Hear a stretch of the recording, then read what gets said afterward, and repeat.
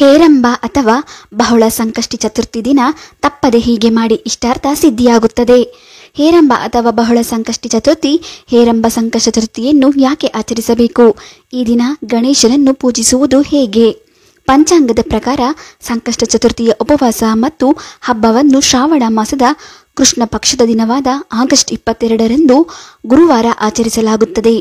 ಈ ದಿನವನ್ನು ಗಣೇಶನಿಗೆ ಅರ್ಪಿಸಲಾಗಿದೆ. ಶ್ರಾವಣ ಮಾಸದಲ್ಲಿ ಗಣೇಶನ ಪೂಜೆ ವಿಶೇಷ ಮಹತ್ವವನ್ನು ತಿಳಿಸಲಾಗಿದೆ. ಧರ್ಮಗ್ರಂಥಗಳಲ್ಲಿ ಗಣಪತಿ ದೇವನನ್ನು ವಿಘ್ನಹರ್ತ ಎಂದು ಕರೆಯಲಾಗುತ್ತದೆ. ಸಂಕಷ್ಟ ಚತುರ್ಥಿ ಅರ್ಥವೇನೆಂದರೆ ಸಕಲ ಕಷ್ಟಗಳನ್ನು ತೆಗೆದುಹಾಕುವುದು ಎಂದರ್ಥ.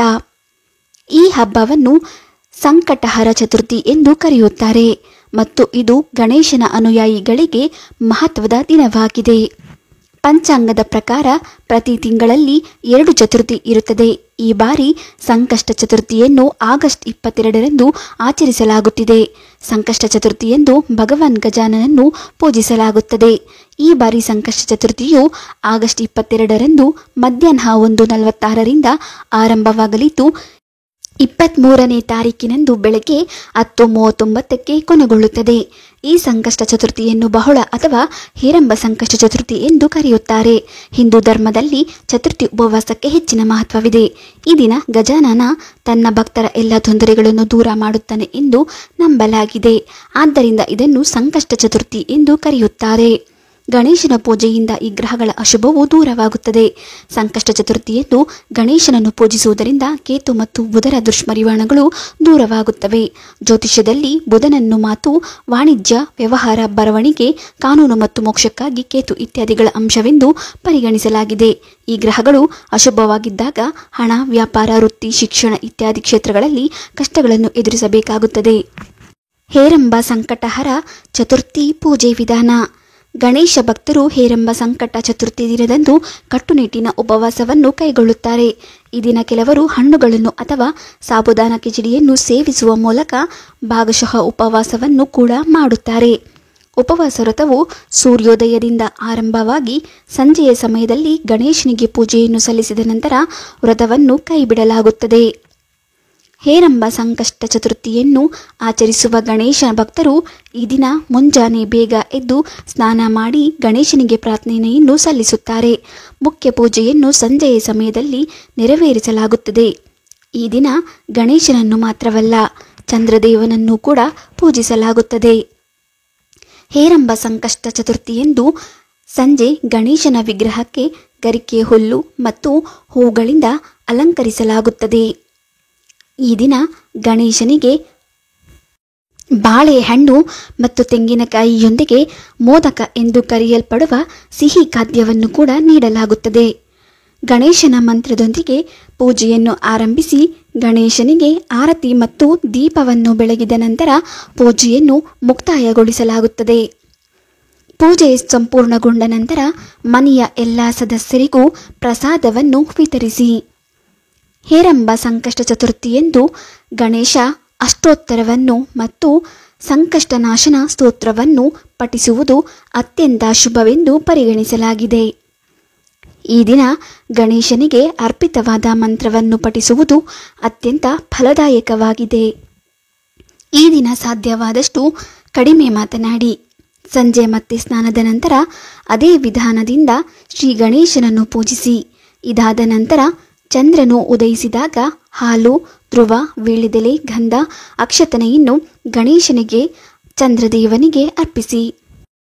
ಈ ರೀತಿಯಾಗಿ ಬಹುಳ ಚತುರ್ಥಿಯ ಉಪವಾಸವನ್ನು ಆಚರಿಸುವುದರಿಂದ ವ್ಯಕ್ತಿಯ ಎಲ್ಲ ಇಷ್ಟಾರ್ಥಗಳು ನೆರವೇರುತ್ತವೆ. ಈ ವ್ರತವು ಸಂತಾನ ಭಾಗ್ಯವನ್ನು ಕರುಣಿಸುತ್ತದೆ ಮತ್ತು ಸಂಪತ್ತನ್ನು ಹೆಚ್ಚಿಸುತ್ತದೆ.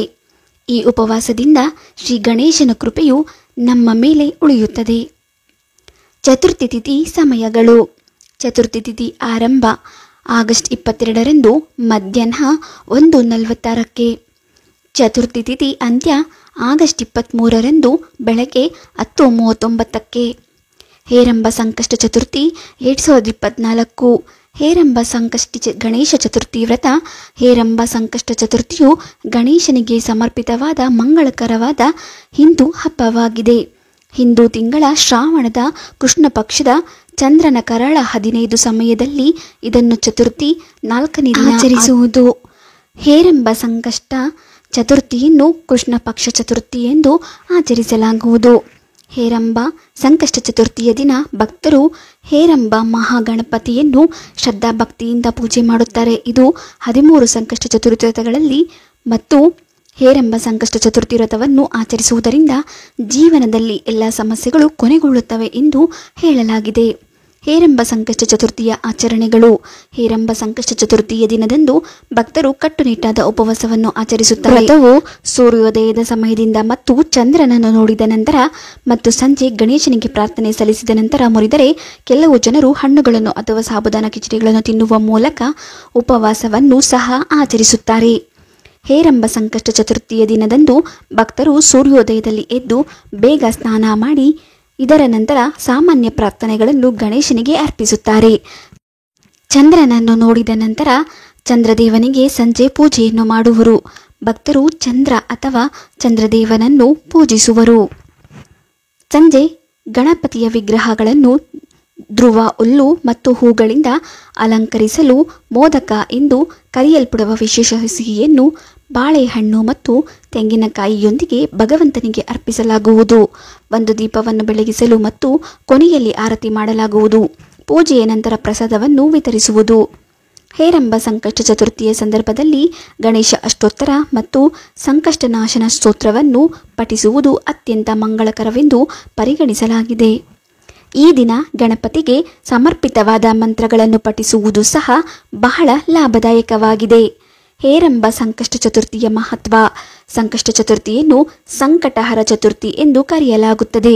ಇದು ಗಣೇಶನ ಅನುಯಾಯಿಗಳೇ ಮಹತ್ವ ದಿನವಾಗಿದೆ. ಹಿಂದೂ ಕ್ಯಾಲೆಂಡರ್ ಪ್ರಕಾರ ಪ್ರತಿ ತಿಂಗಳು ಕೃಷ್ಣ ಪಕ್ಷ ಚತುರ್ಥಿ ಎಂದು ಇದನ್ನು ಆಚರಿಸುವರು. ಪ್ರತಿ ತಿಂಗಳು ಭಕ್ತರು ವಿವಿಧ ಪೀಠಗಳೊಂದಿಗೆ ಗಣೇಶನ ವಿವಿಧ ರೂಪಗಳನ್ನು ಪೂಜಿಸುತ್ತಾರೆ. ಹೇರಂಬ ಸಂಕಷ್ಟ ಚತುರ್ಥಿ ಎಂದು ಪೂಜಿಸುವ ಮುಖ್ಯ ದೇವತೆ ಹೇರಂಬ ಮಹಾಗಣಪತಿ. ಇದು ಭಗವಾನ್ ಗಣೇಶನ ಅತ್ಯಂತ ಸಾಮಾನ್ಯ ರೂಪವಾಗಿದೆ ಮತ್ತು 5 ಮುಖಗಳು ಮತ್ತು 10 ಕೈಗಳಿಂದ ಕಂಡುಬರುತ್ತವೆ. ಒಂದು ಕೈ ವರವನ್ನು ನೀಡುವ ಭಂಗಿಯನ್ನು ಚಿತ್ರಿಸುತ್ತದೆ, ಇನ್ನೊಂದು ಆಶೀರ್ವಾದದ ಭಂಗಿಯಲ್ಲಿ ತೋರಿಸಲಾಗಿದೆ. ಉಳಿದ 8 ಕೈಗಳು ಕ್ರಮವಾಗಿ ರುದ್ರಾಕ್ಷಿ, ಹಗ್ಗ, ಮೇಕೆ, ಮೋದಕ, ಸೇಬು, ಮಾಲ, ಕೊಡಲಿ ಮತ್ತು ಕಟ್ಟನ್ನು ಹಿಡಿದಿವೆ.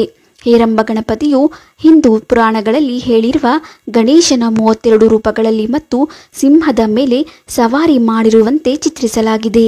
ಹೇರಂಬ ಮಹಾಗಣಪತಿಯನ್ನು ಸಂಪೂರ್ಣವಾಗಿ ಪೂಜಿಸಲು ಯಾವುದೇ ದೇವಾಲಯವಿಲ್ಲ. ಆದರೆ ವಾರಣಾಸಿಯಲ್ಲಿರುವ ಪ್ರಸಿದ್ಧ ಕಾಶಿ ವಿಶ್ವನಾಥ ದೇವಾಲಯದಲ್ಲಿ ಆತನನ್ನು ಉಪದೇವತೆಯಾಗಿ ಪೂಜಿಸಲಾಗುತ್ತದೆ. ಜೀವನದಲ್ಲಿ ಸಮಸ್ಯೆಗಳನ್ನು ಮತ್ತು ಕಷ್ಟಗಳನ್ನು ಎದುರಿಸಲು ಖಚಿತವಾದ ರೋಗಿಗಳಿಗೆ ಹೇರಂಬ ಮಹಾಗಣಪತಿಯನ್ನು ಪೂಜೆ ಮಾಡುವುದು ಎಂದು ನಂಬಲಾಗಿದೆ. ಗಣೇಶನ ಈ ವಿಶಿಷ್ಟ ರೂಪದ ಬಗ್ಗೆ ಧ್ಯಾನ ಮಾಡುವುದರಿಂದ ಭವಿಷ್ಯದ ಬಗ್ಗೆ ಎಲ್ಲ ಭಯವನ್ನು ತೊಡೆದುಹಾಕಲು ಸಹಾಯ ಮಾಡುತ್ತದೆ. ಈ ದಿನದಂದು ಶ್ರೀಕೃಷ್ಣನನ್ನು ಪೂಜಿಸುವುದರಿಂದ, ಬಹುಳ ಚತುರ್ಥಿಯ ಉಪವಾಸವನ್ನು ಆಚರಿಸುವುದರಿಂದ ಆ ವ್ಯಕ್ತಿಯ ಎಲ್ಲ ಇಷ್ಟಾರ್ಥಗಳು ಈಡೇರುತ್ತವೆ ಎಂಬುದು ಧಾರ್ಮಿಕ ನಂಬಿಕೆ. ಮಕ್ಕಳಿಲ್ಲದ ದಂಪತಿಗಳು ಮಗುವನ್ನು ಪಡೆಯುತ್ತಾರೆ. ಮಕ್ಕಳನ್ನು ಹೊಂದುವ ಮಹಿಳೆಯರು ತಮ್ಮ ಮಕ್ಕಳ ಶುಭ ಹಾರೈಕೆಗಾಗಿ ಉಪವಾಸವನ್ನು ಮಾಡುತ್ತಾರೆ.